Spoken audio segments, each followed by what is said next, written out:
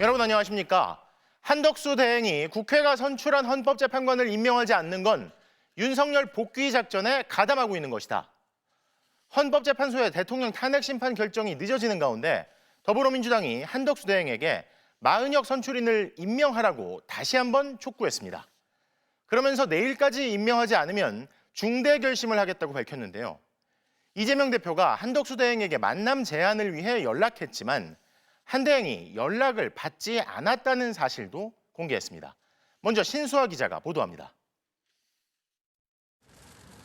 마은혁 헌법재판관 후보자를 임명하지 않으면 중대 결심에 나서겠다. 내일 4월 1일까지 기한을 제시했던 더불어민주당이 대통령 권한대행 한덕수 총리에게 마지막 메시지를 보냈습니다. 이재명 대표가 직접 나서 윤석열 대통령을 복귀시키려는 거냐고 쏘아붙인 겁니다. 일각에서 윤석열 복귀 프로젝트가 진행 중이다라고 얘기합니다. 다시 윤석열이 복귀하는 것은 곧 제2의 계엄을 의미하는 것일 테고 우리 국민들은 제주 4.3과 광주 5.18 민주화운동을 언급하며 윤 대통령이 복귀하면 국민들이 저항하면서 엄청난 혼란과 희생이 불가피하다고도 강조했습니다. 이어 재판관 미임명은 명백한 위헌이라며 단순한 범죄나 부정부패와는 차원이 다르고 책임을 묻지 않을 수 없다고 경고했습니다. 헌법 위반은 이재명 대표는 한 총리에게 여러 차례 회동도 제안하며 전화와 문자를 남겼지만 한 총리는 회신하지 않았습니다. 조국혁신당은 더 나아가 마은혁 후보자를 임명한 한 한덕수, 최상목 두 대통령 권한대행의 동시 탄핵 소추를 제안했습니다. 국민의힘은 오히려 마은혁 후보자가 자진 사퇴하라고 맞받았습니다. 마 후보자를 두고 극단적으로 편향된 인물, 복복을 입은 좌파 활동가라고 색깔론을 쏟아냈습니다. 이런 인물을 이렇게 악착같이 헌재에 넣으려는 이유는 뻔합니다. 탄핵 심판이 뜻대로 되지 않자 우리 법 연구의 카르텔을 동원해서 어떻게든 판을 바꿔보려는 것입니다. 헌재를 향해서도 절차를 지켜 숙고하라던 태도를 돌연 바꿔 더 이상 시간 끌지 말고 결론을 내리라고 요구했습니다. 파면 찬성 6명을 확보하지 못해 탄핵 심판이 장기화됐다고 보고 공세로 전환한 겁니다. 국민의힘은 마 후보자를 임명하지 않으면 국무위원을 줄탄핵하겠다고 예고한 민주당 초선 의원들을 내란 음모 혐의로 고발했습니다. 방송인 김어준 씨 지령을 이재명 대표가 승인했다며 이들도 고발 명단에 넣었습니다. 조국혁신당은 국회의 정당한 권한인 탄핵 소추를 얘기한 게 왜 내란이냐며 국민의힘을 무고죄로 맞고발했습니다. MBC 뉴스 신수아입니다. 그런데 이런 국민의힘 안에서도 한덕수 권한대행이 마은혁 헌법재판관 선출인을 임명해야 한다는 목소리가 나옵니다. 이렇게 헌법과 헌재의 결정에 따라야 한다고 밝힌 두 명은 국민의힘 내 최다선인 조경태 의원과 초선 김상욱 의원인데요. 원칙을 지켜야 한다는 국민의힘 의원이 아직 극소수에 그치는 가운데 정권 교체의 여론은 더 높아진 것으로 나타났습니다. 고재민 기자가 보도합니다. 국민의힘 내 최다선인 조경태 의원이 대통령 권한대행 한덕수 총리가 마은혁 헌법재판관 후보자를 임명해야 한다는 입장을 밝혔습니다. 헌재에서 판결을 했으면 그걸 따르는 것이 저는 상권분리 정신을 헌법을 수호하는 것이다. 헌재 판단에 따라 움직이는 게 시스템이 작동하는 민주공화국이라며 정치권이 유불리를 따지지 말고 원칙적으로 문제를 풀어야 한다는 겁니다. 앞서 국민의힘 초선인 김상욱 의원도 한덕수 총리가 직무에 복귀한 직후 헌법재판소 판단에 따르지 않는 게 무슨 보수주의자냐. 한 총리가 마은혁 후보자만 임명해도 국민 불안감을 줄일 수 있다고 지적했습니다. 마은혁 헌법재판관 임명하라는 결정에 따르지 않는다는 것은 보수주의자가 아닌 거지요. 그래서 저는 당연히 따라야 할 명제라는 생각이고요. 김 의원은 윤석열 대통령 탄핵 반대를 외치고 있는 소속 정당 국민의힘을 향해서도 거듭 헌법 파괴 행위를 정당화하는 데 집중하고 있다며 지금이라도 보수 정치의 기치를 세우기 위해 윤 대통령 탄핵에 협조해야 한다고 촉구했습니다. 여당 내에선 헌재 결정을 따라야 한다. 비상계엄은 위헌적이었다는 의견은 아직 극소수에 그치고 있습니다. 한편 조기 대선이 열릴 경우 정권 교체론이 더욱 늘었다는 조사 결과가 공표됐습니다. 리얼미터가 지난주 전국 만 18세 이상 성인 1,510명을 대상으로 조사한 결과 정권 교체론은 57.1%, 정권 연장론은 37.8%로 집계됐습니다. 5주째 오차범위 밖에서 정권 교체론이 우세했고 격차는 19%포인트 이상 벌어졌습니다. 특히 중도층에서는 정권 교체론이 67%로 정권 연장론을 2배 이상 웃도는 것으로 나타났습니다. MBC 뉴스 고재민입니다. 이렇게 국회가 선출한 마은혁 재판관 임명이 지체되는 가운데 온 나라가 흔들리지만 정작 한덕수 대행은 아무런 입장을 내놓지 않고 있습니다. 급박한 상황에서 직무에 복귀하고도 일주일이나 보냈으니 신중하게 검토할 상당한 시간은 이미 지난 것 같은데요. 최고의 모범을 보여야 할 최고 공직자가 헌법과 헌재의 결정을 맨 앞에서 거스르며 모르쇠로 일관하는 겁니다. 강현섭 기자입니다. 대통령 권한대행인 한덕수 국무총리가 경기도 이천 SK 하이닉스를 방문해 반도체 산업에 대한 정부 지원을 약속했습니다. 대형 산불이 잡히면서 일상적인 직무대행 업무로 돌아왔지만 최대 현안인 마은혁 후보자 임명에 대해선 입장 표명조차 없었습니다. 마은혁 재판관 임명 여부에 대해서는 이제 곧 또 뵙겠습니다. 네. 더불어민주당 이재명 대표의 면담 요청을 거부한 데 대해선 통상 전쟁 대응과 산불 이재민 대책을 국정 최우선에 놓고 있어 현안부터 대응한 뒤 면담 여부를 검토하겠다고 선을 그었습니다. 국회는 작년 12월 26일 국회 몫에 헌법재판관 후보자 3명을 추천했지만 셋 중 마은혁 후보자만 여전히 후보자 신분입니다. 한 총리는 처음에는 권한대행이기 때문에 임명할 수 없다고 했습니다. 대통령의 중대한 고유 권한 행사는 자제하라는 것이 우리 헌법과 법률에 담긴 일관된 정신입니다. 여야 합의가 필요하다는 주장도 폈지만 헌법재판소는 이를 인정하지 않았습니다. 헌재는 여야가 재판관 추천 절차를 이미 협의했다며 마 후보자를 임명하지 않은 건 위헌이라고 했습니다. 헌재 결정이 나온 지 한 달 넘게 지났는데도 최상목 부총리에 이어 한덕수 국무총리도 이 결정을 무시하고 있는 겁니다. 정부는 내일 국무위원 간담회와 국무회의를 잇따라 열 예정인데 한 총리 측 관계자는 마은혁 후보자 임명 여부는 논의하지 않을 것이라며 여야 합의가 없는 상황이 그대로라고 주장했습니다. 헌재가 지금 상태는 여전히 위헌이라는 점을 거듭 확인했음에도 모르쇠로 일관하는 겁니다. 윤 대통령 탄핵 심판에 대해서 정치권과 국민들에게 헌재 결정을 존중하라고 말한 사람은 바로 헌재 결정을 무시하고 있는 한덕수 총리 자신입니다. MBC 뉴스 강현석입니다. 국회가 선출한 마은혁 재판관 미임명이 장기화되고 있는 가운데 헌재 측 입장도 나왔습니다. 국회에 나온 김정원 헌재 사무처장은 한덕수 권한대행이 마 후보자를 임명하지 않는 것은 위헌이라고 했습니다. 이준희 기자의 보도입니다. 국회에 출석한 김정원 헌법재판소 사무처장은 한덕수 대통령 권한대행이 마은혁 헌법재판관 후보자를 임명하지 않는 것은 위헌이라고 밝혔습니다. 그래서 위헌적인 행위로 지금 헌법재판소의 명령을 이행하지 않고 있습니다. 여기서 모든 사단이 발생하는 겁니다. 동의하십니까? 지금 임명하지 않고 있는 행위는 헌법 위반인 사항인 건 맞습니다. 그러면서 헌재는 연달아 마 후보자 미임명을 위헌이라고 판단했다면서 재판관 충원을 바라고 있다고 했습니다. 저희들은 그러한 취지에 따라서 그 헌법적인 절차대로 작동이 되기를 원하고 있고요. 윤 대통령 탄핵 심판 선고가 지연되고 있는 이유에 대한 질문도 쏟아졌습니다. 국민적 관심과 파급 효과가 큰 사건인 만큼 그 신중에 거듭해서 지금 심리 중에 있는 것으로 있다고 말씀을 드리겠습니다. 다만 현재 제기되는 선고 결과에 대한 추측은 사실이 아니라고 선을 그었습니다.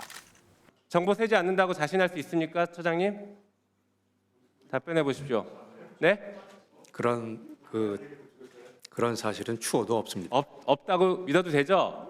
추호도 네. 없습니다. 추호도 있는지 없는지 한번 김 처장은 민주당 등 야당이 언급했던 이른바 재판관 임기 연장법에 대해서는 공식적인 입장은 아직 없다고 했습니다. 이런 가운데 마 후보자 임명을 보류해 직무유기 혐의로 고발된 최상목 부총리에 대한 수사도 시작되었습니다. 공수처는 국회 사무처에 수사관을 보내 마 후보자 미임명 관련 권한쟁의 심판 자료를 임의 제출받았고 고발인 조사 등을 이어갈 계획입니다. MBC 뉴스 이준입니다. 국회 몫의 헌법재판관 후보자 선출을 두고 여야가 이견을 보여서 재판관 자리가 공석으로 유지된 전례가 없었던 건 아닙니다. 하지만 국회에서 선출을 했는데도 일부러 임명하지 않고 있는 지금 같은 상황은 헌정사상 전례가 없는 일인데요. 13년 전 당시 헌법재판소장은 공개 서한을 통해 재판관 한 명의 빈자리가 얼마나 무거운 의미인지 설명했는데 시사하는 바가 큽니다. 유서영 기자입니다. 지난 2012년 이강국 당시 헌법재판소장은 헌법재판관 선출을 촉구하는 공개 서한을 박희태 국회의장에게 보냈습니다. 당시 헌재는 조대현 재판관 퇴임 이후 8개월째 한 명 자리가 비어있던 상태로 여당인 새누리당 반대로 국회 선출 논의마저 공전되는 상황이었습니다. 이 전 소장은 국회가 재판관 중 3인을 선출하는 건 국회의 헌법상 권한인 동시에 의무이며 국민에 대한 책무라고 강조했습니다. 그러면서 재판관 공석이라는 위헌적 상태의 장기화를 심각하게 우려하지 않을 수 없다고 했습니다. 특히 재판관 한 명의 공석은 단순히 자리 하나가 비어있는 게 아니라는 점을 분명히 했습니다. 헌재 결정은 재판관 9인의 치열한 논의를 거쳐 도출되는 것이라며 재판관 각자가 9분의 1 이상의 매우 중요한 의미를 가진다는 겁니다. 또 재판관 1인의 공석은 심판 결과를 왜곡시킬 수도 있어 국민 기본권을 보장하고 헌법 가치를 수호해야 하는 헌재의 업무 수행에 막대한 지장을 준다고 걱정했습니다. 한덕수 대통령 권한대행이 40여 헌법재판관 후보자를 임명하지 않고 버티는 지금 13년 전 헌재 소장의 서신은 의미하는 바가 큽니다. 4월 18일 문영배 이미선 재판관의 퇴임을 앞두고 헌재의 기능마비를 우려하는 목소리도 커지고 있습니다. 6명이면 이미 무력화된 거잖아요. 우리가 4월 18일 되면 무력화된다고 말하잖아요. 이미 무력화된 거예요. 헌법학자 100여 명이 모인 헌법학자회의, 전국 법학교수와 변호사, 노무사, 연구자 등 1000여 명, 그리고 민변 등 마 후보자 임명을 촉구하는 법률가들의 시국 선언도 잇따르고 있습니다. MBC 뉴스 유서영입니다. 윤 대통령 탄핵 심판 사건이 헌법재판소에 접수된 지 이제 108일째입니다. 헌재는 오늘도 탄핵 심판 선고기일은 알리지 않으면서 일반 사건 선고일은 정한 것으로 전해지는데요. 헌법재판소 연결합니다. 자, 윤상문 기자, 이게 무슨 말인가요? 일반 사건 선고 기일이 언제로 지정이 됐습니까? 네, 헌법재판소가 오는 4월 10일에 일반 사건 선고를 진행하기로 했습니다. 매달 마지막 주 목요일에 하던 걸 앞당긴 건데요. 문형배 이미선 재판관이 18일에 퇴임하기 때문에 그 전에 선고하려는 것으로 보입니다. 그러나 윤석열 대통령 탄핵 사건 선고는 여전히 안개 속입니다. 헌재는 오늘도 침묵을 이어갔습니다. 오전 10시에 시작한 재판관 평의는 오전 중에 끝난 것으로 알려졌습니다. 지난주 수요일에는 30분 정도 열렸고 목요일에는 열리지 않았습니다. 금요일에는 1시간 만에 마무리됐다고 하는데요. 재판관들 사이에 이견이 있을 거라는 관측과 결론에 다 이른 것 같다는 분석이 엇갈리고 있습니다. 헌재 측은 평의 시간이 짧은 날도 있고 긴 날도 있다. 이유는 재판관 외에는 아무도 모른다고 했습니다. 자, 예할 것은 예하고 아니오 할 것은 아니오라고만 해라. 그 이상은 악에서 나오는 것이다. 자, 주말에 나온 천주교 사제와 수도자 3,462명의 메시지가 인상적이었는데 무엇보다 수많은 시민들이 신속한 선고를 촉구하고 있잖아요. 네, 그렇습니다. 오늘 국회 측 대리인단이 윤 대통령 파면 결정을 빠르게 선고하라는 내용의 각계 시국 선언문을 모아 헌재에 제출했습니다. 모두 467쪽 분량이라고 했는데요. 시대의 정의와 헌법 질서를 지켜주기를 바라는 국민적 목소리와 깊은 우려를 무겁게 받아들여달라는 요구를 담았다고 했습니다. 교황청 성직자부 장관인 유흥식 추기경에 더 이상 지체할 이유가 없다는 영상 메시지 전문과 한강 작가 등 문인 414명의 공동 성명, 천주교 사제, 수도자 3천여 명의 시국 선언, 참여연대와 대한변협 등 단체들의 성명도 담았습니다. 또 헌재는 전원일치로 윤 대통령을 파면해 공화국을 지켜야 한다고 한 원로 보수 논객 조갑재 씨 칼럼도 넣었는데 진영을 막론하고 신속한 파면 결정을 촉구하는 목소리가 나온다는 걸 강조한 것으로 보입니다. 반면 윤 대통령 측 대리인단은 증거 조작과 증언 회유를 이용한 사기 탄핵의 실체가 드러났다며 조속한 직무 복귀 판결을 기대한다는 입장문을 냈습니다. 대다수 헌법학자들은 생중계된 계엄군 국회 난임 영상과 계엄 포고령 1호만 보더라도 위헌성과 중대성은 뚜렷하다고 평가하고 있는데요. 오늘 저희가 취재한 한 헌법 전문가는 헌법재판관은 자신을 추천하거나 임명한 기관의 이익을 지키려 노력해서는 안 된다. 헌법과 국민만 바라봐야 한다고 했습니다. 지금까지 헌법재판소에서 전해드렸습니다. 헌재 탄핵 심판이 장기화되고 결국 4월이 코앞에 닥치자 여야의 충돌도 격화되는 분위기입니다. 4월 18일이면 재판관 2명의 임기가 끝나게 되니까 여야 모두 헌재만 바라만 보고 있을 여유가 없는 건데요. 그때까지 헌재가 결론을 미뤄버리면 재판관 구성을 어떻게 해야 할지, 또 이에 따라 탄핵 결론도 달라질 수 있다 보니 거세게 맞붙은 겁니다. 이기주 기자입니다. 산불 복구를 위한 추가 경정 예산을 논의하려고 만난 여야 원내 지도부. 하지만 헌법재판소의 윤석열 대통령 탄핵 심판을 두고 서로 면전에서 비난을 쏟아내면서 분위기는 순식간에 격해졌습니다. 이 자리에 박찬대 원내대표께서 나와 계시는데 지난 주말에 헌법재판관 3명 이름을 거명하면서 을사오적의 길을 가지 말라라고 막말을 하셨습니다. 군대를 동원해가지고 국회를 침탈한 사람 보고 그 옹호하는 부분에 대해서 사과를 먼저 해야죠. 이 자리에서 이렇게 얘기를 당당하게. 여야 대치가 격화된 건 4월 18일 문형배, 이미선 두 헌법재판관의 임기가 끝나는 것과 무관하지 않습니다. 만약 헌재가 4월 18일까지 탄핵 심판 결론을 못 내리면 상황은 극도로 복잡해집니다. 진보 성향의 두 재판관이 퇴임하게 되면 6명의 재판관만 남게 되면서 헌재가 사실상 기능을 상실하게 됩니다. 대통령 몫의 2명과 기존 국회 몫인 마은혁 후보자를 임명해 9명을 채울 수 있지만 당장 권한대행인 국무총리가 대통령 몫의 2명을 임명할 수 있느냐가 논란입니다. 더구나 한덕수 국무총리가 보수 색채의 재판관을 임명해 윤 대통령의 탄핵을 기각시킬 수 있다는 게 민주당의 우려입니다. 이 때문에 더불어민주당은 후임자가 임명되지 않으면 기존 재판관이 계속 직무를 수행하는 임기 연장 법안과 권한대행이 대통령 몫의 헌법재판관을 임명 못하게 막는 법안을 들고 나왔습니다. 새로운 사람이 임명되는 그 사이에 임기를 잠시 연장하는 것까지 막는 것은 아닙니다. 국민의힘은 헌법에 정해진 재판관 임기를 늘리는 위헌적 발상이라고 반발하면서 만약 야권이 한덕수 총리 탄핵 소추에 나서면 대통령 몫인 헌법재판관 후임자 선정을 한 총리와 논의하겠다고까지 경고했습니다.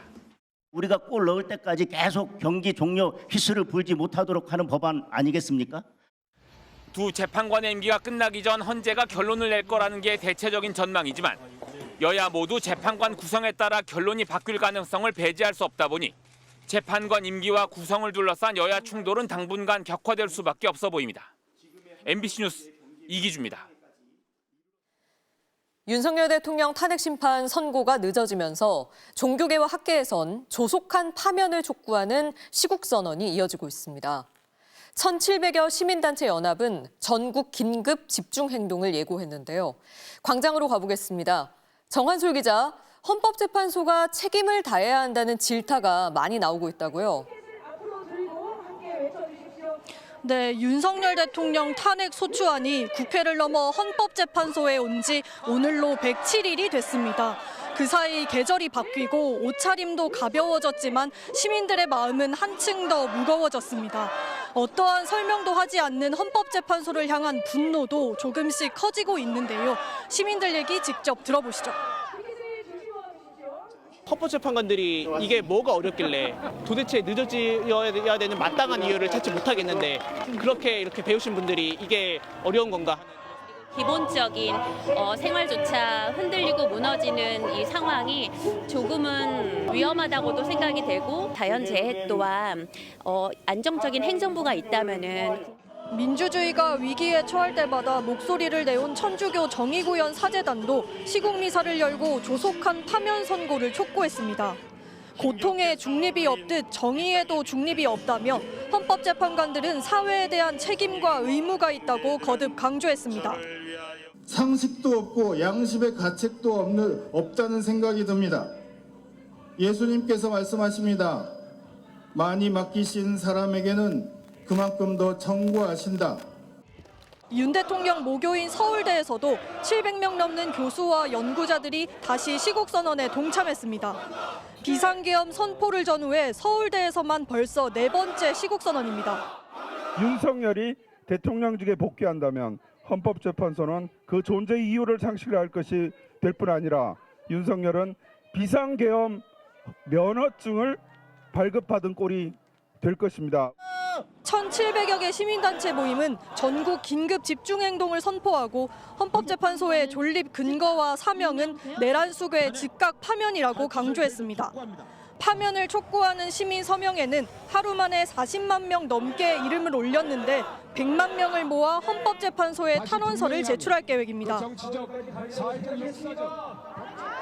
시민단체들은 내일부터 1박 2일간 헌법재판소 인근에서 철야 집회와 행진도 이어갈 예정인데요. 그만큼 시민들의 눈과 귀가 8명의 헌법재판관들에게 쏠려 있습니다.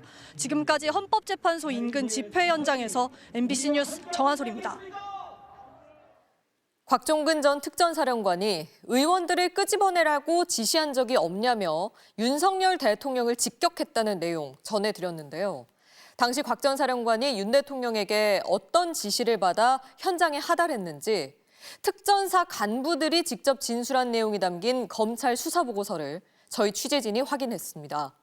23명의 진술이 담겼는데 윤 대통령과 김용현 전 국방장관의 지시 내용도 포함됐습니다. 김상훈 기자의 단독 보도입니다. 윤석열 대통령은 비상계엄 당시 곽종근 당시 특전사령관에게 전화한 건 현장 안전이 걱정돼서였지 국회의원을 끌어내라고 한 적 없다고 했습니다. 저는 지금 지휘통제실, 지통실에 있습니다 해서 그러면 화상으로 보는 거군요 하고 수고하라고 저는 전화를 바로 끊었습니다. 하지만 곽 전 사령관은 윤 대통령을 향해 정령 의원들을 끄집어내라고 지시한 적 없냐고 최근 군사법원에 의견서를 제출하며 윤 대통령을 직격했습니다. 지난해 12월 검찰이 작성한 수사 보고서를 보면 이를 뒷받침하는 곽 전 사령관 부하들 진술도 여럿 확인됩니다. 사령관이 끌어낼 수 있겠냐, 다 끌어내야 하는데 다 끄집어내야 한다고 한 말을 들었다고 했습니다. 목표는 국회 내부로 진입해 의원들의 계엄 해제를 막는 것이었습니다. 사령관이 국회의원들 들어가면 안 되는데 본회의장 못 들어가냐, 어떻게든 들어가야 한다, 막아야 돼 라고 하더니 무슨 방법이 없나, 아이디어 없나 라고 묻고 의결 정족수가 아직 안 채워진 것 같다, 가결을 막아야 하는데 어떻게 하냐고 했다는 겁니다. 이 가운데 일부는 국회에서 증언도 했습니다. 곽 전 사령관이 12월 4일 0시 30분쯤 코드 1 대통령으로부터 걸려온 전화를 받았다는 겁니다. 경직된 모습으로 전화를 받으셨던 것 같습니다. 경직된 톤으로 예, 들어가겠습니다. 이런 말을 한 거는 들었죠? 예, 멀지 않은 거리여서 그 부분은 들었습니다.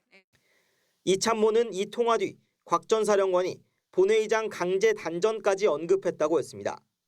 전기를 끊을 수 있냐고 말하는 걸 들은 간부는 7명, 창문을 깨고 들어가라는 지시를 들은 사람은 3명이었습니다.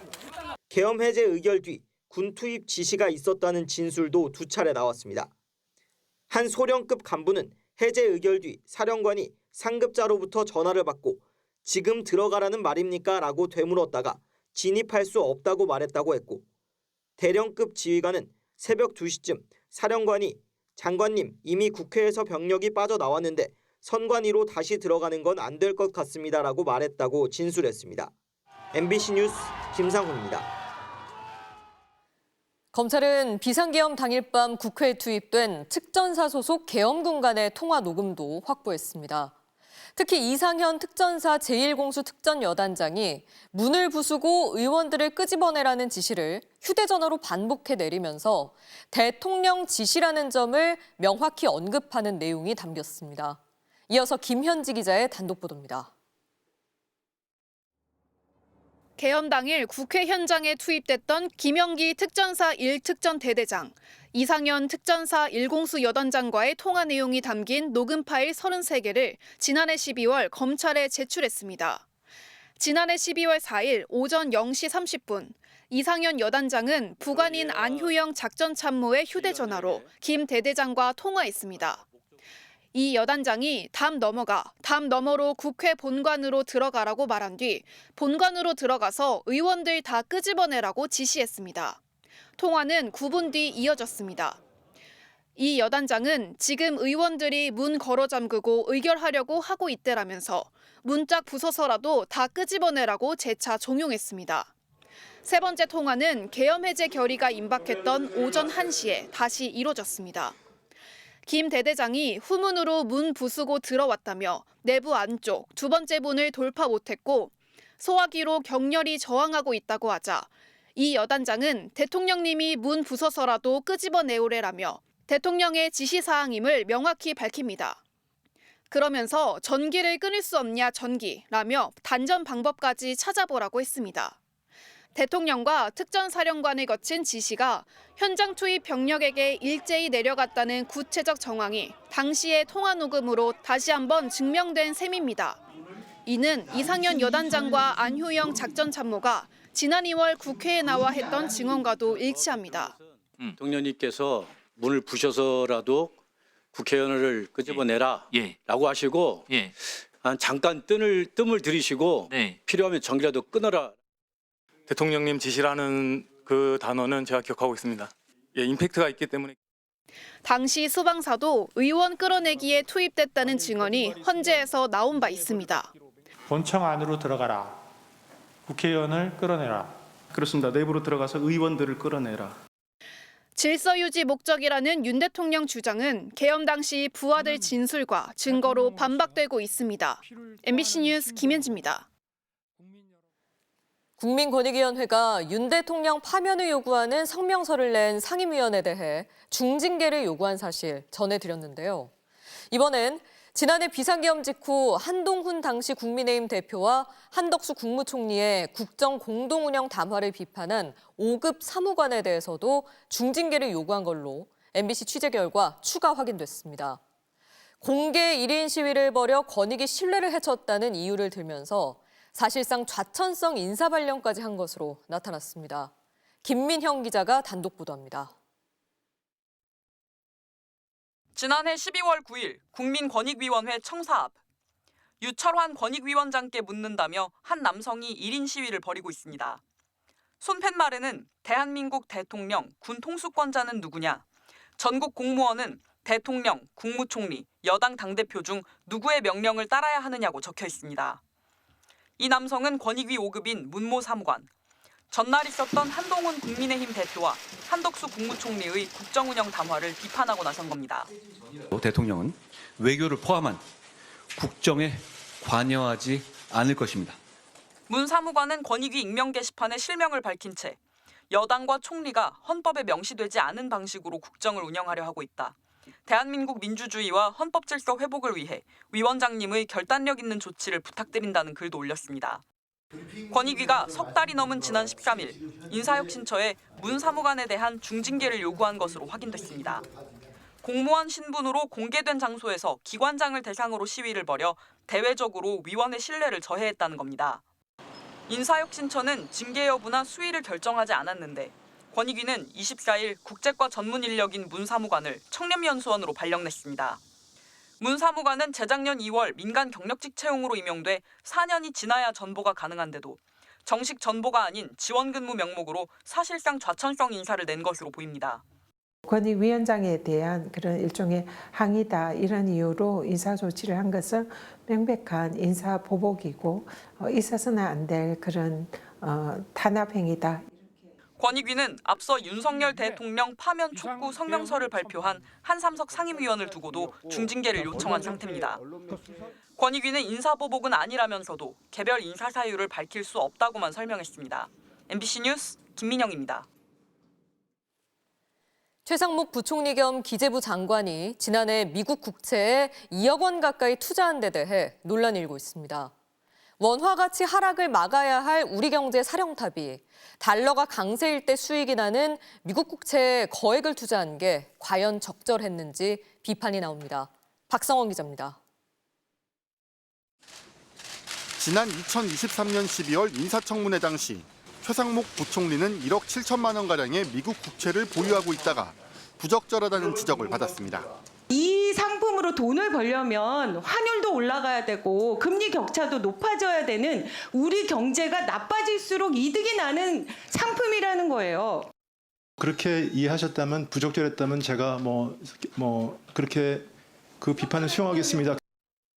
실제로 청문회 직후 최 부총리는 미국 국채를 모두 팔았습니다. 그런데 지난주 전자관보에 공개된 최 부총리의 재산 내역을 보면 미국 채권이 기타 재산으로 잡혀 있습니다. T는 미국 국채를 뜻하고 1.375는 수익률, 나머지 숫자는 만기를 뜻합니다. 해당 미국 국채의 원화평가 금액은 1억 9,712만 원입니다. 결국 매각한 지 몇 달 만에 또다시 미국 국채를 사들인 셈입니다. 작년 12.3 계엄 사태 이후 환율이 급등한 상황이라 정치권에선 최 부총리가 고환율로 인한 수익을 노린 게 아니냐고 비판했습니다. 입으로만 안정을 외치고 뒤로는 환율 급등, 외환 위기에 베팅하고 있었습니다. 이에 대해 최 부총리 측은 해당 자금의 출처에 대해 공직에서 물러난 뒤 자녀 유학 준비 과정에서 2018년에 보유했던 달러라고 밝혔습니다. 또 미국 국채 매입 시기는 작년 중순이라며 최근의 환율 변동과는 무관하다고 해명했습니다. 국채 가격과 금리는 반대로 움직이기 때문에 수익률을 예단하긴 쉽지 않습니다. 하지만 우리나라 경제사령탑이 달러화 자산에 거액을 투자했다는 사실에 과연 적절하냐는 논란이 잇따르고 있습니다. MBC 뉴스 박성원입니다. 지리산 일부까지 태운 산청 산불은 열흘 만에 주불이 잡혔지만 잔불 정리에는 더 시간이 걸릴 것으로 보입니다. 산불 발생 원인에 대한 조사도 본격화됐는데요. 문철진 기자가 보도합니다. 산청 산불이 시작된 시천면 구곡산 자락. 경사면 곳곳이 검게 그을린 채 맨 땅을 드러내고 있습니다. 산불 피해를 입은 지리산도 곳곳이 검게 그을렸습니다. 지리산 자락 아래 마을의 건물들은 거의 뼈대만 남았습니다. 과수원이 있던 곳은 검은 기둥만 폐허처럼 남았습니다. 집들은 새까맣게 타버렸고 농기계도 불에 타 녹아버렸습니다. 집은 다 답이 없는 기라. 기가 차지. 지금은 내 지갑 주민등록 든 거, 운전면허증 든 것도. 집체 일부가 불길을 피한 집도 사실상 생활은 불가능합니다. 생활은 못하지. 그래 일단은 저 위에 교회에서 잤어요. 열흘 동안 이어진 산불은 경남 산청과 하동의 산림 1,858헥타르를 태우고 213시간여 만에 주불이 잡혔습니다. 하지만 주불 진화 하루 만에 지리산 부근에선 연기가 다시 피어오르기도 했습니다. 연기가 조금 났어요. 나가지고 헬기가 관찰을 계속 해가지고 좀 계속 물을 부어가지고 지금은 안 나는데 계속 주시해봐야 될 것 같아요. 저 능선을. 지리산 일대에는 낙엽층이 많아 잔불 정리에 앞으로도 길게는 열흘까지 걸릴 것으로 예상됩니다. 산림당국은 야간에 열화상 탐지 드론을 띄우는 등 지자체가 주축이 된 잔불 진화 작업을 지원할 계획입니다. 잔불 진화를 지원하기 위해 산불 진화 헬기 총 40대를 활용하도록 하겠습니다. 그리고 산림청에 산불 재난 특수 진화대 인력과 고성능 산불 진화차 등의 장비로 진화대원과 공무원 등 4명이 사망한 이번 산청 산불의 발생 원인에 대한 조사도 본격 시작됐습니다. 산불은 예초기로 잡초를 제거하다 알 수 없는 이유로 발생한 것으로 알려졌는데 경찰은 이번 사건을 산청군 산림특별사법경찰에게 다시 인계받아 본격 수사에 나설 전망입니다.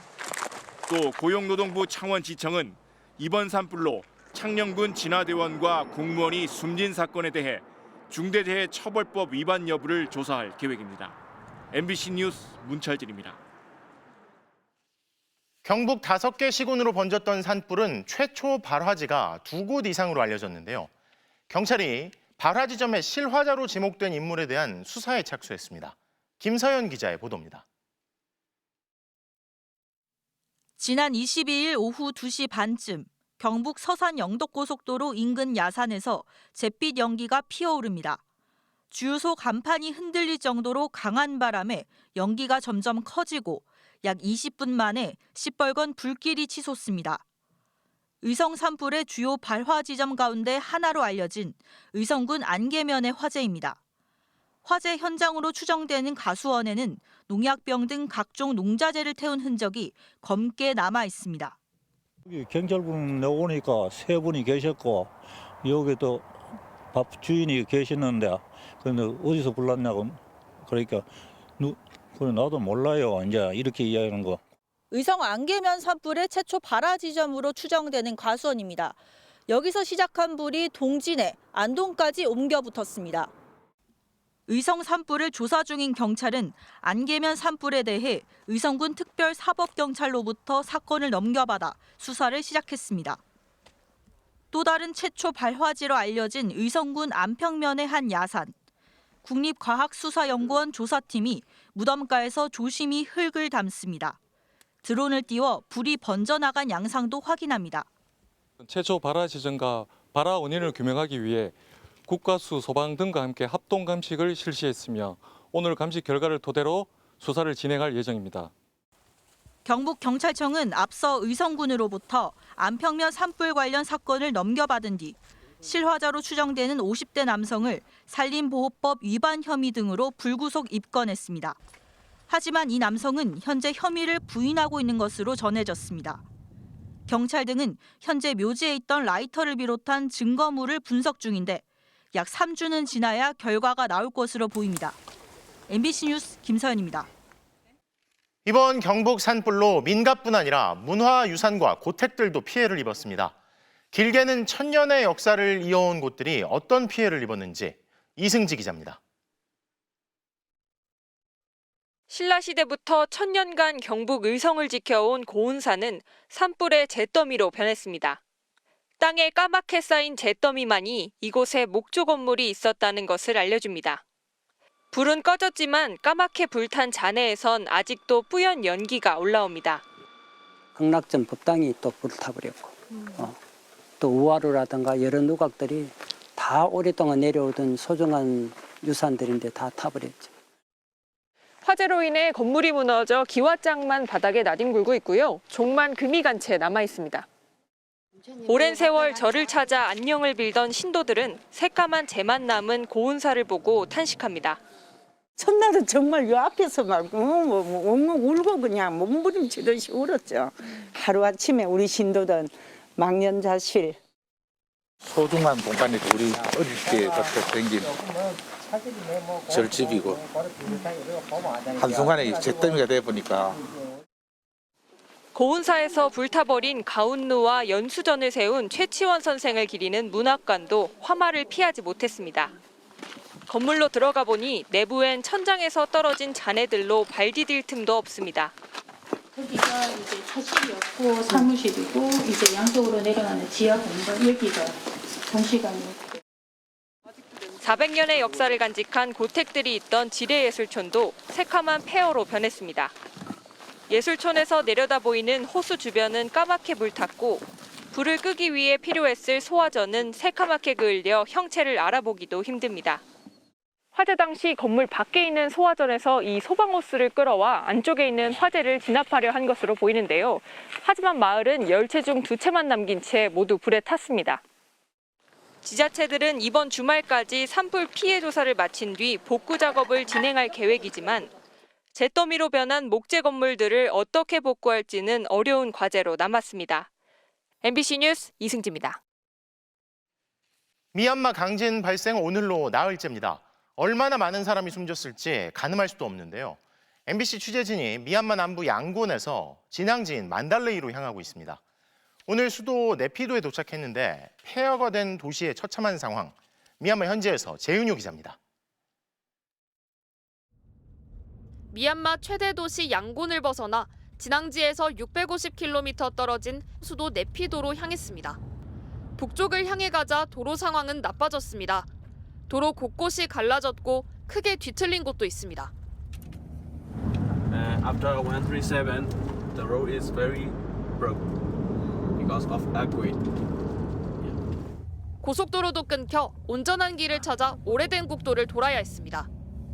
국도 옆 인도는 무너져 내려서 징검다리처럼 변해버렸고요. 가드레일도 이렇게 넘어진 채로 방치돼 있습니다. 국도는 갈라진 틈이 너무 많은데 흙으로 임시로 덮어놓은 상태입니다. 이쪽 6시간 만에 네피도 인근 핀마나에 도착했습니다. 마을은 폐허가 되어 있었습니다. 무너진 벽돌이 곳곳에 무덤처럼 쌓여 마치 거대한 폐기물장 같았습니다. 한 층이 통째로 사라진 건물은 위태롭게 기울어 있습니다. 전봇대도 부러졌습니다. 전봇대가 완전히 꺾여버려서 고압전선들이 제 키보다 낮게 걸려 있고요. 바닥에 깔린 고압전선 위를 차량들이 위태롭게 다니고 있습니다. 지진 당시 10여 명이 한꺼번에 목숨을 잃은 한 상점에선 살아남은 사람들이 숨진 이들을 애도합니다.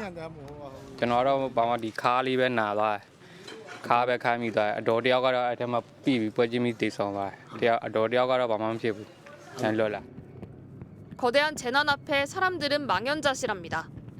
한쪽에선 건물 잔해를 치우고 다른 쪽에선 어른아이 할 것 없이 선반이나 재봉틀, 쓸만한 집기류를 꺼냅니다. 취재진이 지나간 길에선 불과 5분 뒤에 지붕이 무너져 내렸습니다. အမားတို့၄ယောက်ပေါ့နော်ဒီအမားတို့၄ယောက်ဒီနေရာမှာအမားတို့ဖြတ်သွားမယ်ဆိုရင်ဂိတ်ပြိုမယ်ဆိုရင်အမားတို့ထိခိုက်သွားနိုင်တယ်အမားတို့ဒီပြိုပြီးမှအမားတို့သွားတဲ့အတွက်ကြောင့်ဒါအနေနဲ့ကင်းသွားရပေါ့နော်အမ 미얀마의 수도 네피도에는 우리 교민 50여 명이 살고 있습니다. 12년째 네피도에 살고 있는 교민 원용수 씨. 식사 중 지진이 일어났고 식탁 밑에 웅크려 몸을 피했습니다. 집은 일부 파손됐지만 가족들은 모두 무사합니다. 전기와 통신은 끊겼습니다. 여진 공포에 밤이면 어둠 속에서 밖에서 모기장을 치고 지냅니다. 가장 큰 문제는 식수입니다. 지하수를 사용하고 있는데 오염이 우려되는 상황.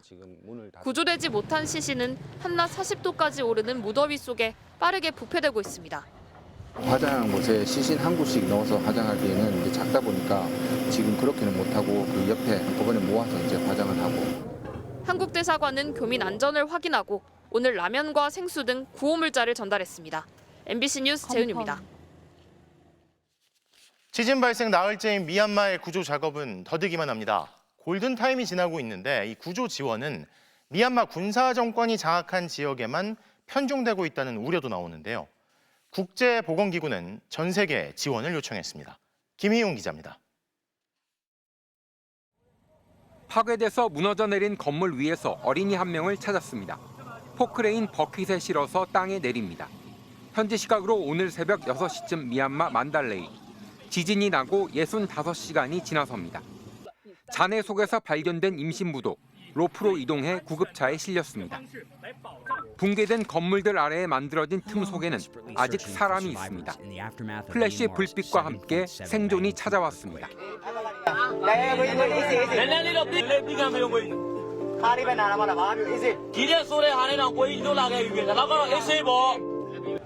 하지만 아직 살아있는지 어디에 있는지 알지 못하는 사람들이 있습니다. 생존을 위한 골든타임이라는 72시간이 지나가는데 엄마는 딸의 이름을 터뜨리며 바닥에 주저앉습니다.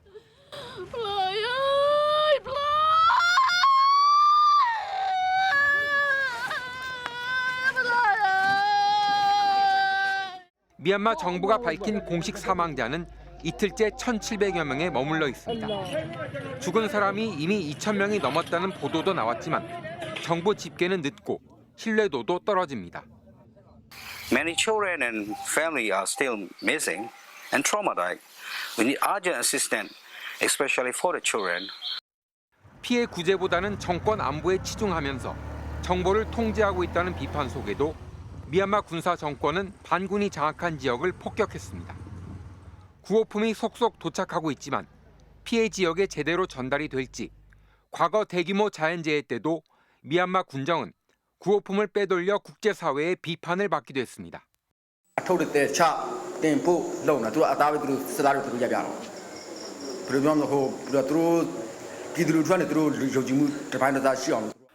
세계보건기구는 이번 사태를 긴급 대응 체계 최고 등급인 3급 비상사태로 분류하고 전 세계적 동참을 요청했습니다. 중국이 구조대 90여 명과 200억 원 규모의 구호품을 보냈고 러시아도 긴급 지원에 나섰지만 정작 최대 원조국인 미국은 아직 아무것도 보내지 않았습니다. MBC 뉴스 김희웅입니다. 장제원 전 의원을 성폭행 혐의로 고소한 전 비서 측이 성폭행 당시 상황이 담긴 동영상을 경찰에 증거 자료로 제출했습니다. 피해자는 사건 직후 DNA를 채취했고 남성 유전자가 검출된 국과수 감정 결과도 경찰에 증거로 함께 제출했는데요. 경찰은 장 전 의원에게도 DNA 자료를 제출하라고 요청했습니다. 공태현 기자가 보도합니다. 장제원 전 의원 전 비서가 지난 2015년 11월 18일 성폭행을 당했다고 밝힌 서울 강남구의 호텔입니다. 피해자 측은 이 호텔 1층 소재바에서 3차 술자리가 있었지만 만취 상태였고 이후 1960호에서 새벽 0시부터 오전 8시 사이에 성폭행을 당했다고 구체적으로 설명했습니다. 피해자는 아침에 성폭력 사실을 깨닫고 당시 호텔 안을 촬영했으며 이 영상을 경찰에 증거로 제출했습니다. 동영상에는 장 전 의원이 피해자 이름을 부르며 심부름을 시키고 성추행을 시도하거나 피해자가 훌쩍이는 목소리로 응대하는 내용이 담겼다고 밝혔습니다. 피해자는 사건 발생 직후 성폭력 상담소인 해바라기 센터를 방문해 응급키트로 DNA를 채취했고 당시 신체 부위와 속옷 등에서 남성 유전자형이 검출된 국과수 감정서도 증거로 제출했습니다. 다만 당시 호텔 CCTV도 확보하려 했지만 호텔 측에서 거절당했다고 설명했습니다. 경찰은 성폭력 혐의로 고소된 지 2달여 만인 지난 28일 장 전 의원을 비공개로 조사하면서 DNA를 이미 제출하라고 요청했습니다. 장 전 의원 DNA와 피해자가 제출한 국과수 감정 결과를 비교하기 위한 것으로 보입니다. 장 전 의원은 고민해보고 알려주겠다며 DNA 제출 여부에 대해 확답하지 않은 것으로 전해졌습니다. 성폭력 사건에서 통상적으로 DNA 제출이 이루어지지 않으면 신체 압수수색이 이루어지는 만큼 경찰은 장 전 의원이 협조하지 않을 경우 강제 수사에 나서는 방안도 검토 중입니다. 피해자 측은 장 전 의원이 보낸 구체적 문자 내용도 공개했습니다. 호텔 방에서 나오자마자 통화하자, 방송 캔슬, 취소했다는 문자를 보냈고 왜 답을 안 하냐고 피해자를 계속 찾으면서 나 하루 종일 마음이 너무 힘들다, 보고 싶다는 문자를 보냈습니다. 다음 날에도 너랑 함께한 시간도 너무 즐거웠다며 월요일 날 좋은 마음으로 만나자고 했습니다. 피해자 측은 장 전 의원이 가진 막강한 힘과 성폭력 신고 이후 벌어질 상황에 대한 두려움 등으로 9년 가까이 참아왔지만 정신과적 증상이 발현되는 상황에 이르러 장 전 의원을 고소하게 됐다고 밝혔습니다. 피해자 측은 내일 오전 10시에 기자회견을 열 예정입니다. 호텔에 투숙한 사실 자체가 없다며 성폭행 의혹을 전면 부인해온 장제원 전 의원은 휴대전화를 꺼놓은 채 취재진의 질의에 답하지 않았습니다. MBC 뉴스 공태현입니다. 고 김세론 씨의 죽음 이후 미성년자 교제와 채무 압박 의혹을 받아온 배우 김수현 씨가 20일 만에 직접 나와 모든 의혹을 부인했습니다. 김 씨는 유족 등을 상대로 120억 원대 손해배상 청구 소송을 진행한다고 밝혔는데 고인을 둘러싼 무분별한 폭로전은 이제 법정 다툼으로 이어지게 됐습니다. 임소정 기자입니다. 검은색 옷을 입고 등장한 배우 김수현이 고개를 숙였습니다. 각종 의혹이 제기된 지 20일 만입니다. 김 씨는 큰 논란이 된 미성년자 교제와 채무 압박 의혹을 모두 부인했습니다. 저는 고인이 미성년자이던 시절 교제를 하지 않았습니다. 교제는 사실이지만 성인이 된 이후이며 한 유튜버가 공개한 증거와 증언은 가짜라는 주장입니다. 제가 고인과 교제했다는 것을 빌미로 가짜 증언과 가짜 증거가 계속되고 있습니다. 이 모든 게 시작된 건 지난 10일. 김수현 배우가 고 김세론 씨 죽음에 빌미를 제공했다고 한 유튜브 채널이 주장하면서부터입니다. 김 씨가 고인이 미성년자일 때부터 교제했고 소속사에 진 빚 7억 원을 갚으라 압박한 게 단초가 됐다는 겁니다. 얘한테 갑자기 7억이라는 돈을 갖다가 갚으라고 변호사 3명서 해가지고 저는 딱 내용 증명 보낸 거예요. 증거라면서 가공된 SNS 메시지와 사진 등도 공개했습니다. 이 과정에서 유튜버들의 갈등과 폭로가 이어졌습니다. 폭로를 주도한 유튜버와 유족이 고인과 김 씨의 열애설을 자작극으로 몰았다며 또 다른 유튜버를 고소했고 고소당한 유튜버는 억울함을 호소하는 방법으로 고인의 결혼 사실 폭로를 택했습니다. 유튜버들의 폭로가 키운 논란은 이제 법정 싸움으로 이어집니다. 유족분들과 이모라고 자칭하신 성명 불상자분, 가세연 운영자분을 상대로 해서 고소장을 제출하였습니다. 120억 원 상당의 손해배상 청구. 대중의 관음증을 자극하며 무분별한 사생활 폭로로 돈을 버는 유튜버들. 한 젊은 배우의 안타까운 죽음은 한국 연예산업과 유튜브 방송의 어두운 뒷면을 낱낱이 드러내고 있습니다. MBC 뉴스 임소정입니다. 오는 2일 미국의 보편 관세 부과가 예고되면서 오늘 아시아 증시는 일제히 하락했습니다. 특히 우리 증시는 17개월 만에 재개된 공매도 효과까지 겹쳐 3% 급락했는데요. 정치적 불확실성이 장기화되면서 환율마저 치솟았습니다. 박소희 기자입니다.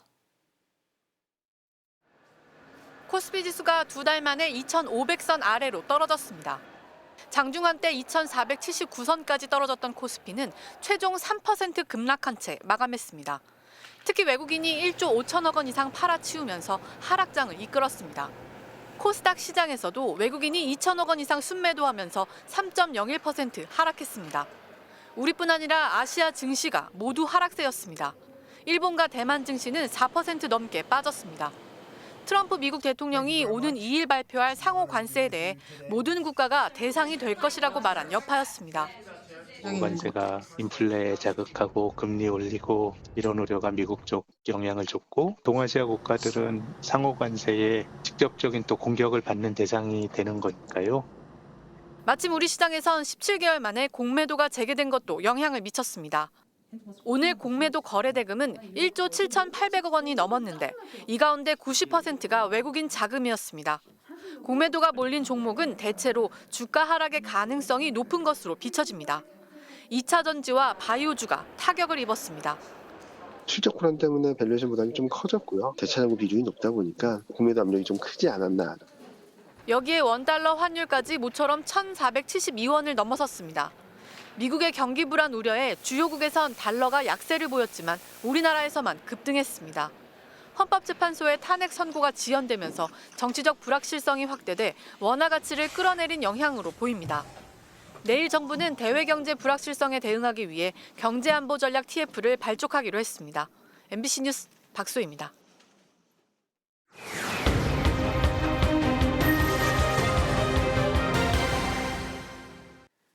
김포의 한 요양원에 치매인 80대 노인이 입소했다가 한 달여 만에 중환자실로 옮겨져 위중한 상태에 빠졌습니다.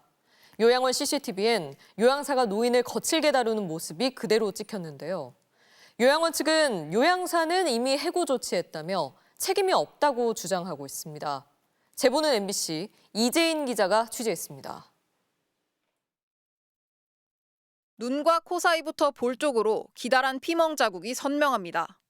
치매로 김포의 한 요양원에 지난달 1일 입소한 83살 박모 씨입니다.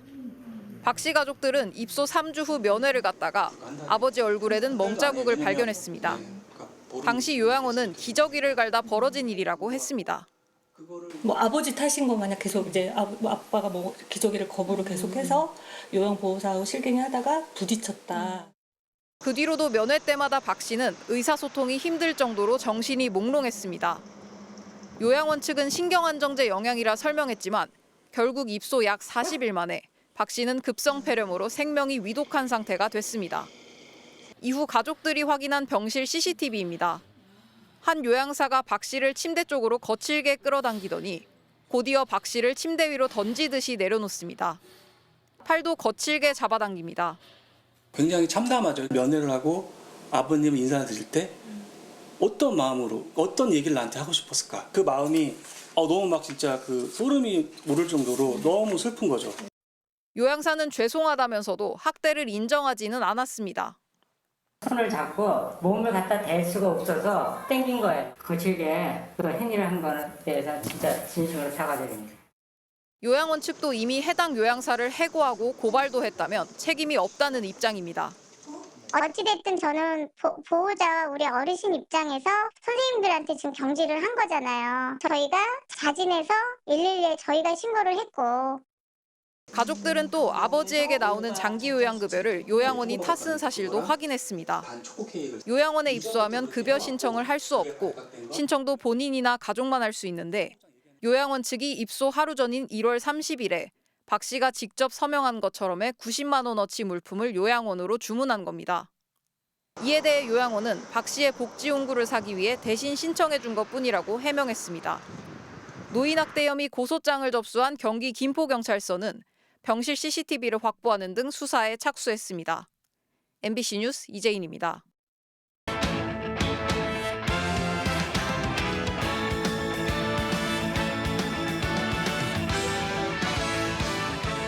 월요일 밤 스포츠 뉴스입니다.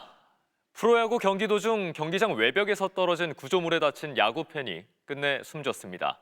KBO는 사상 초유의 사태에 내일 전 경기를 취소하고 애도 기간을 갖기로 했습니다. 김수근 기자입니다.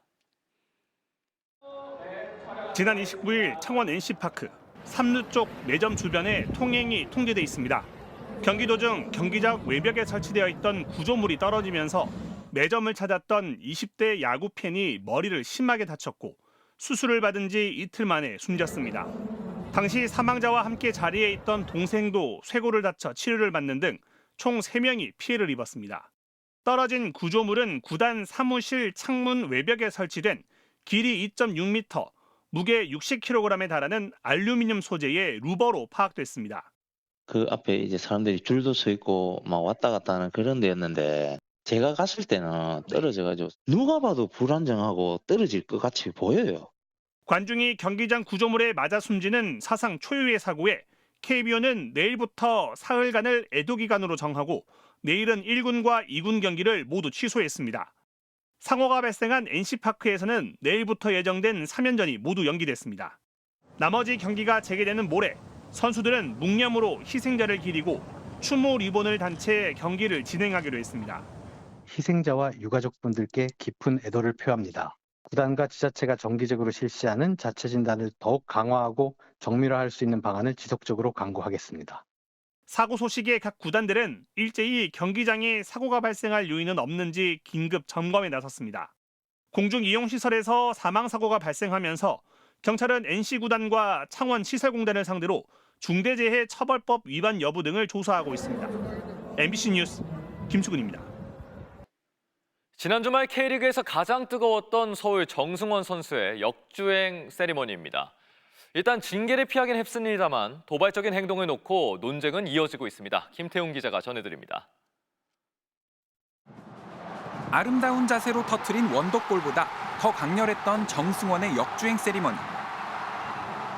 분노한 대구 원정 팬들 앞에서 서울 동료들은 말리기 바빴고 결국 집단 몸싸움으로 이어졌습니다. 마치 16년 전 아스널 팬을 자극했던 맨체스터 시티 아데바요르를 연상시켰습니다. 팬분들한테는 그냥 제가 이렇게 성장을 했다는 모습을 보여주고 싶어서 그냥 그렇게 했던 것 같고요. 안 좋은 분위기 그렇게 만들고 싶지는 않았습니다. 대구 박창현 감독은 불쾌감을 드러냈고 서울 김기동 감독은 정승원을 감쌌습니다. 프로축구연맹 상벌 규정에 따르면 관중에 대한 비신사적인 행위를 하면 출장 정지 또는 벌금의 징계를 받게 됩니다. 지난해 서울 백종범 골키퍼는 인천 관중을 도발하는 세리머니로 물병 투척 사태를 야기해 700만 원의 벌금을 부과받았습니다. 하지만 연맹은 오늘 감독관 회의를 열고 정승원의 세리머니가 모욕적인 손짓이 아니었고 동료들이 말려 관중 소요 사태로 이어지지 않았다며 상벌위에 회부하지 않기로 했습니다. 대구 팬들이 2달 뒤 예정된 홈 맞대결에서 되갚아주겠다고 벌써부터 벼르고 있는 가운데 연봉 갈등과 방역 위반 논란으로 껄끄럽게 대구와 이별한 정승원을 놓고 서울과 대구의 새로운 라이벌 관계가 긴장감을 더하고 있습니다. MBC 뉴스 김태현입니다. 벨기에 행크의 오현규 선수가 시즌 11, 12호 골을 연이어 터뜨렸습니다. 교체 투입된 지 21분 만에 멀티골을 완성했습니다. 플레이오프 1라운드 후반 25분 교체 투입된 오현규, 후반 43분입니다. 박스 안쪽 연계된 공을 동료가 건네줬고 논스톱 슈팅으로 마무리. 결정력과 집중력을 엿볼 수 있었던 득점입니다. 그리고 3분 뒤 이번엔 수비 진영부터 중앙선 넘어 빠르게 치고 들어갑니다. 50m를 달리다가 동료에게 건네줬고 2대1 패스, 리턴 받고 오른발로 마무리. 다시 한번 득점. 골망을 흔들었습니다. 후반 21분 만에 그것도 3분 사이에 멀티골을 터뜨리면서 시즌 12호 골을 기록했는데요. 올 시즌 33경기 중 28경기를 벤치에서 출발했지만 12골이나 넣으며 특급 조커로 자리 잡았습니다. 현재 언론도 땅속의 다이아몬드라 비유하며 찬사를 보냈습니다.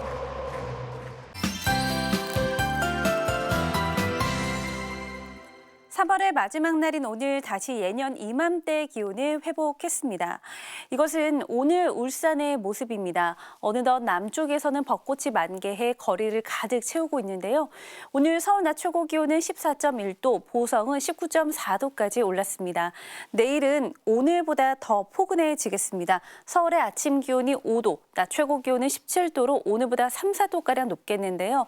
다만 기온이 오르는 낮 동안에는 대기가 메말라 가겠습니다. 현재 서울을 비롯한 대부분 지방에 건조주의보가 내려져 있습니다. 모레 중부지방 중심으로 비가 내리겠지만 내리는 양이 많진 않겠는데요. 화재 예방에 계속해서 유의를 하셔야겠습니다.